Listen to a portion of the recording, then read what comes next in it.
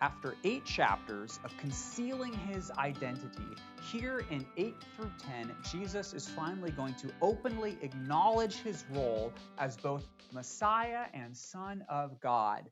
But he's going to do that exclusively to his disciples. This is a revelation that is limited to the few, which is a significant theme in the book of Mark because the crowds, Israel in general, is so prone to misunderstand. Jesus is going to limit his public teaching, and then privately, to his disciples alone, he will further explain himself. Take a look at this. This phenomenon happens several times in the book of Mark, where Jesus will be before a huge crowd. The whole crowd will be there besides the sea, and he will teach them many things. But then, privately, when he is alone with the 12, he will explain everything. To the big old crowds, everything is in parables, but to them he spoke openly without parables. Take a look again. Here Jesus is before all of the people, but then when he enters the house and he left the people, then to his disciples he further explains what he meant by saying that nothing that's outside of a person can defile them. Take a look again. The crowd, someone from the crowd comes to Jesus and asks for healing, and why couldn't your disciples cast this particular demon out? And the disciples then later privately get the explanation that it can only come out by prayer. Several times this is going to happen. And yet, despite this private, concentrated instruction, the focus of these chapters 8 through 10 is that the disciples still do not get it. That's the focus. That's what Mark is trying to explain here in these 3 chapters. Now, of course, we know that the crowds are in the dark. Let's jump to chapter 8, verse 27 to see that. Jesus is going to ask his disciples, hey, who do the people, what do the crowds say about me? Well, they got a few different answers. Some of the people in the crowd say you're John the Baptist. Others say this guy's got to be Elijah. And others say, oh, he's one of the other prophets. But when asked directly who the disciples say that Jesus is, we all know what Peter responded. Peter said, you are Messiah. You are the Christ. And then Peter, lucky guy, is taken up a mountain along with James and John, where Jesus is transfigured before them. His glory is made manifest and clear, that revelation of his identity. And then again, for the second time in the book of Mark, a voice is going to come out of heaven and say, this is my beloved Son. But in each instance, after each of these grand revelations of the identity of Jesus, he is going to strictly charge his disciples not to tell anyone. This is my son, but don't tell anyone about it. You are the Christ, but don't tell anyone that I am the Christ. Why?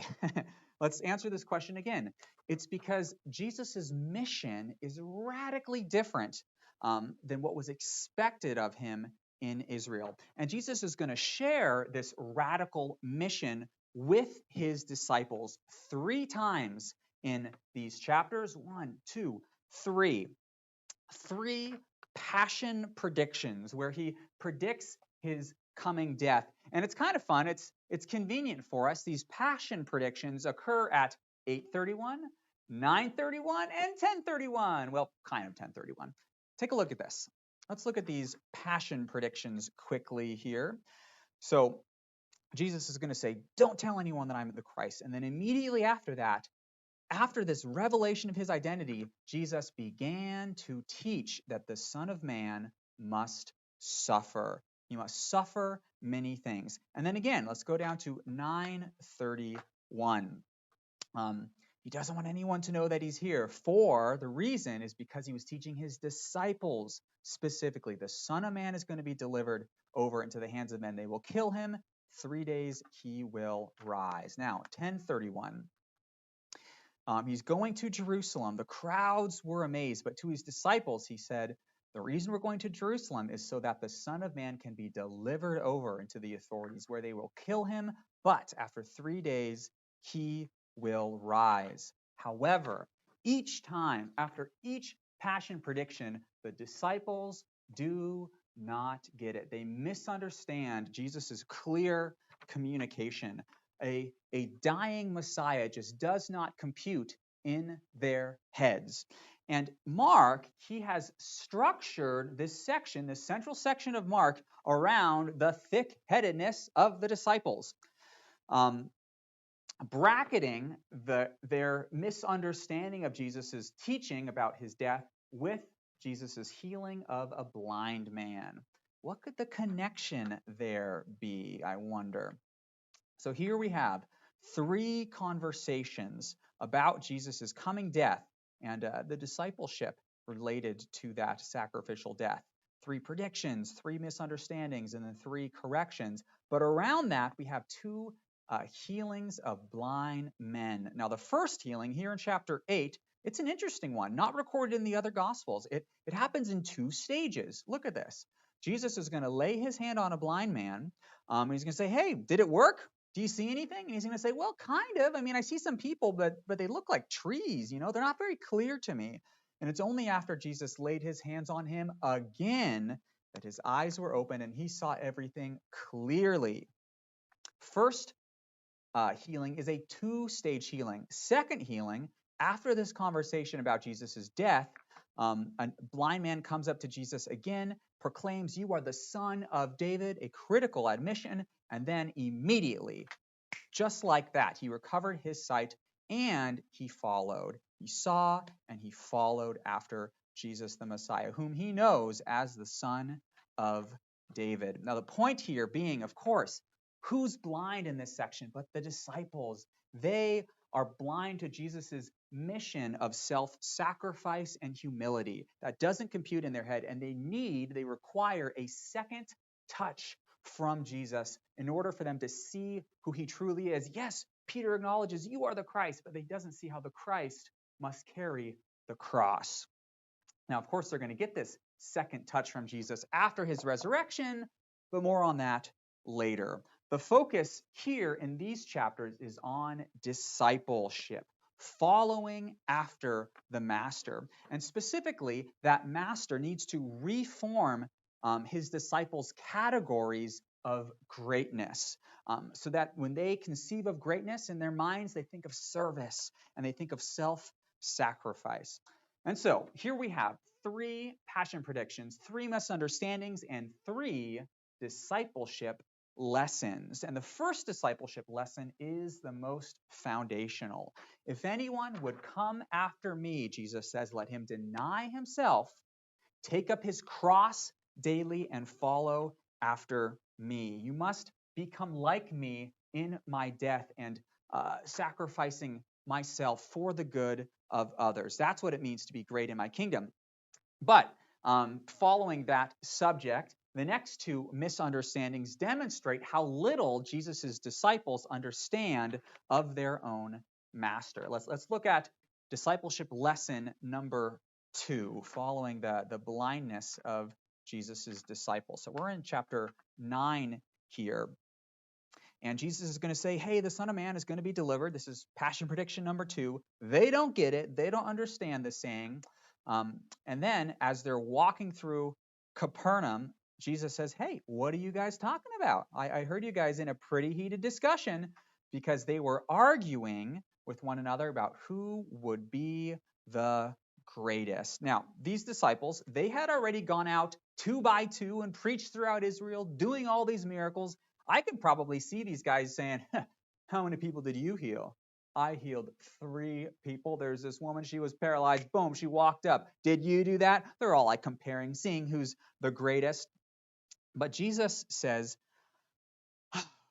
guys, this whole mindset is flawed. This desire to be first that you're arguing about, this desire to be first, it reflects a fallen human heart, which is misshapen. It's twisted after the fatal desire not to be like God in his goodness and his love and his purity, but rather fatal desire to be God and to accept worship from men, for them to call you great. That's what they are desiring. And Jesus teaches that the way to combat, the way to fight this this desire is to run headlong in the opposite direction.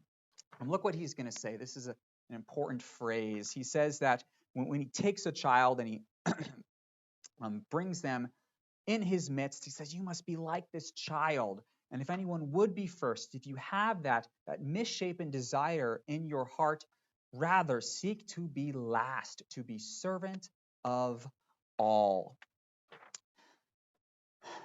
The next misunderstanding and discipleship lesson from Jesus is basically the same, that they require the same lesson twice. Let's look specifically at that language now in chapter 10, where we have the passion prediction, but then immediately after that, James and John, these silly guys, they go up to Jesus and they say, hey, do whatever we want you to do. And Jesus is like, okay, what do you want? And they say, grant us to sit one at your right hand and one at your left in your glory.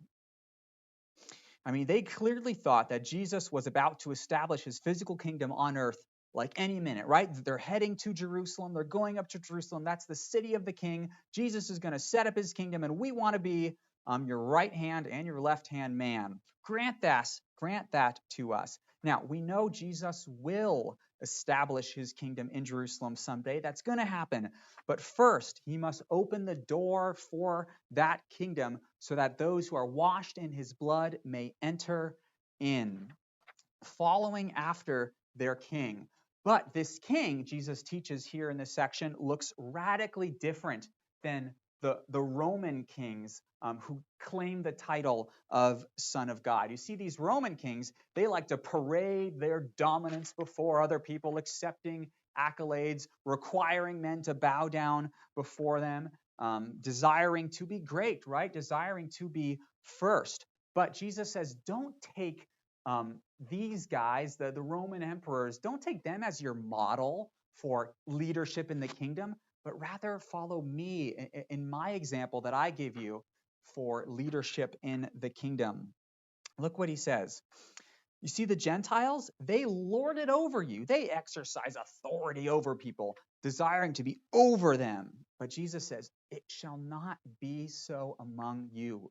You are my 12. You are the apostles. You will sit on 12 thrones judging over the 12 tribes of Israel, but you will do so in humility, following my example. For even the Son of Man came not to be served, but rather to serve, and to give his life as a ransom for many. And then Jesus is going to repeat that guiding metric for his disciples. He says, you must be a servant of all in chapter 9. And then he ups the game and he says, you must be a slave of all here in chapter 10. Because this is the kind of humility that God loves to exalt, that God loves to raise up. For God is the one who exalts the humble, not man. And we're going to see how Jesus was exalted to the place of King of Kings, King of Israel. Here in chapters 11 to 16, he was lifted up only as he was laid down low in a tomb. And we're going to take a look at that dramatic conclusion to the Gospel of Mark next.